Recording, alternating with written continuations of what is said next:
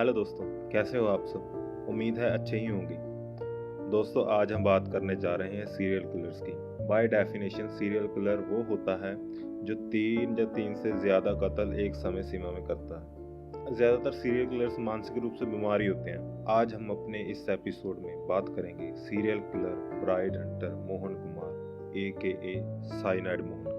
Cyanide Mohan ने 32 महिलाओं की हत्या की बात कबूली है। अपने विक्टिम को मारने से पहले मोहन उनके साथ बलात्कार भी करता था। विक्टिम को मारने का उसका अपना एक तरीका था। वो उन्हें साइनाइड की गोली खिलाकर मारता था। 2023 में दहाड़ नाम की वेब सीरीज बनी है जो कि मोहन कुमार के कारनामों पर ही आधारित है।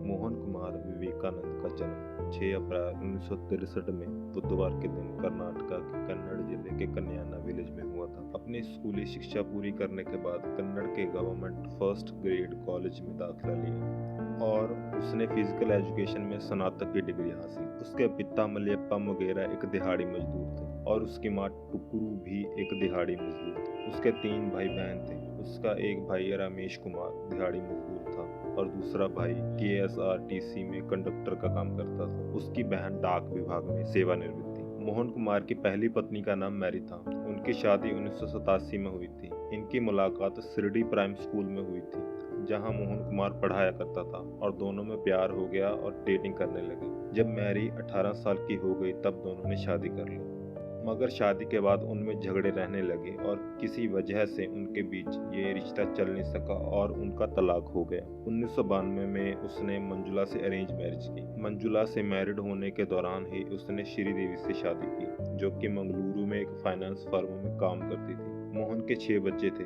हर एक पत्नी से 2-2। अगर खबरों की माने तो मंजुला और श्रीदेवी को 2009 में मोहन की गिरफ्तारी के बाद ही उसकी दोहरी शादियों का पता चला। बाद में जब श्रीदेवी उससे मिलने जेल में गई तो उसे एक कैदी से प्यार हो गया। श्रीदेवी के उसके संपर्क में आने के बाद ही श्रीदेवी ने मोहन को छोड़ दिया।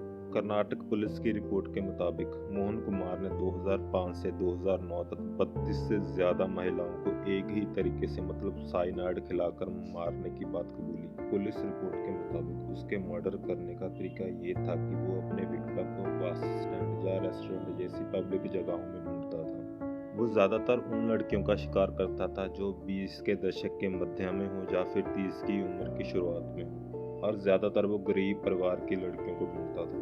अपने विक्टिम का चुनाव करने के बाद वो अपने आप को एक सरकारी अफसर की तरह दिखाता था और उनसे बात करने की कोशिश करता था और फोन नंबर का एक्सचेंज करता था।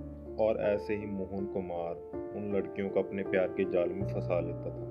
वो अपनी प्यारी प्यारी बातों से उन्हें अपने झांसे में फंसा लेता और कुछ समय बाद उनको शादी के लिए मनाने लगता और उनके मान जाने के बाद उन्हें अपने साथ भाग जाने के लिए कहता और उन्हें कहता कि कुछ पैसे और गहने ले आए ताकि उन्हें नई जिंदगी शुरू करने में कोई परेशानी ना हो। फिर वो लोग रात के समय किसी होटल में जाते और मोहन कुमार अपने विक्टिम से कहता कि सुबह का मुहूर्त अच्छा है और वो लोग सुबह ही शादी कर लेंगे और रात में वो उन लड़कियों के साथ सुहागरात मनाता था। सुबह जब लड़की अपने गहने पहनने लगती तो मोहन कुमार उन्हें ये कह के गहने पहनने से मना कर देता था कि बाहर बहुत चोर घूम रहे हैं, अगर कोई हादसा हो गया तो क्या करेंगे, इसलिए वो गहने होटल में ही छोड़ दें।